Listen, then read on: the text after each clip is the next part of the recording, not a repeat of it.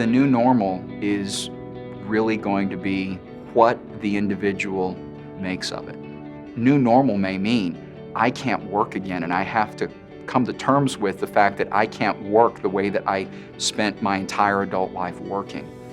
But now then it's what can I do to apply what is the best of me that is not the injury, to do something for the sake of myself and my family.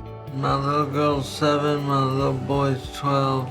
Some things like taking them to the park is in it, but I can still take them to the movies and do stuff like that with them. It's important for the person to go back and attempt to reintegrate into their normal activities and get an idea of what needs still exist, and then to go back and have those needs addressed.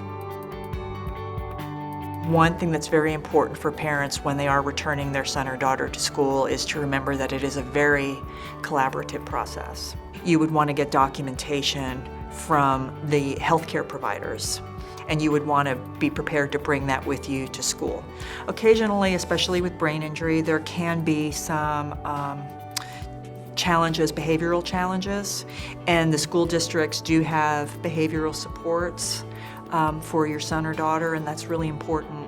Another thing that you would want to be prepared to get as soon as possible is request assessments to go ahead and evaluate from an educational perspective what sort of services this your son or daughter is going to need by virtue of this brain injury. You can get a lot of information talking to other parents.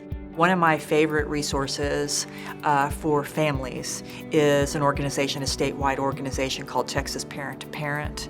And they have done a lot of really good work over the last several years. Connecting with somebody who's had a real similar situation in their life was very, very helpful to me, even in the early